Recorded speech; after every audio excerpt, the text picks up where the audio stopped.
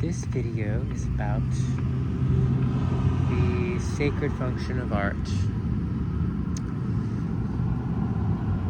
The term that I use a lot is, is theophany, which means the appearance of God. So there's the idea that God can be revealed through works of art, whether they are icons or musical compositions or other. It doesn't have to be necessarily explicitly a religious work of art, but this is one of those ideas that people don't fully lean into, I feel like, especially, I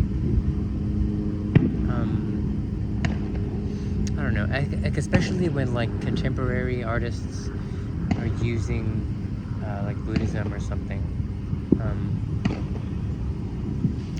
I don't know. So it's like in scare quotes or quotation marks, but I think one of the functions of art is that God reveals himself through the art. And there was from the Christian perspective, there was a Nicene Council about this.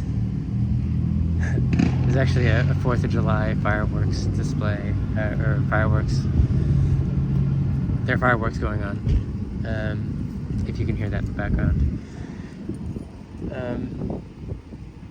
But so, yeah, that God can be revealed in the world. That most of the things that we see in the world are not God, and that certain works of art, God speaks through. So it can mean God delivering messages through a work of art, or that you are in some sense seeing God's face when you see certain works.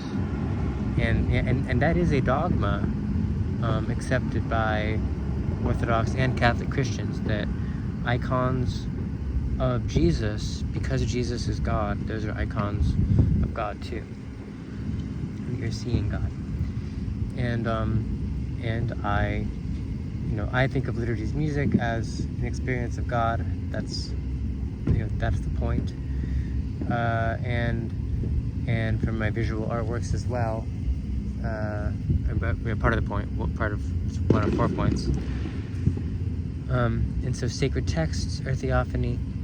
There's messages from God. There's seeing God himself, and then that there's a kind of mystical theme.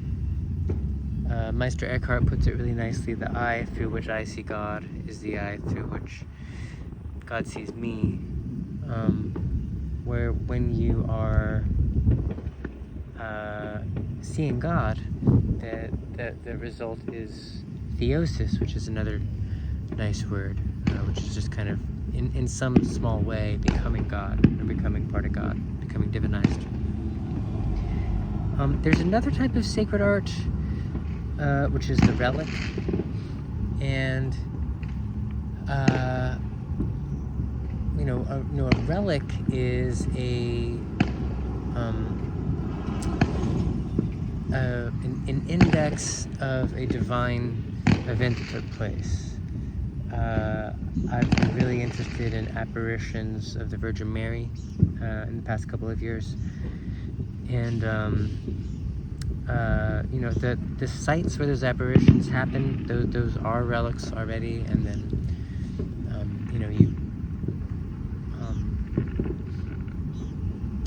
traces of an event that sort of bring you back to the event in a way. Sorry, this is a really informal one. I feel like I just got bit by a bug, but I'm just gonna post this.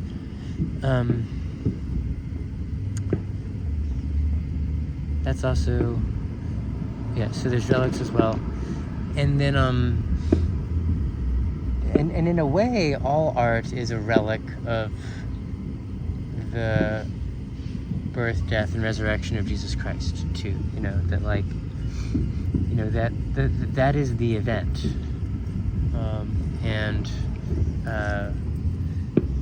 everything important is in some ways a relic of that. And we're in this phase of Pentecost, really, and in the broader sense, the Pentecost is the humanist Pentecost is just works of art and science and political emancipation that are in the are sort of following their waves. Sort of that event is still sending, like the Big Bang or something. And the last thing I'll mention is that there's also Theurgy, which is like causing things to go differently than they would, turning a situation towards the divine. Is Theurgy. It's pretty similar to magic, but I think that magic is evil. I think the only sacred magic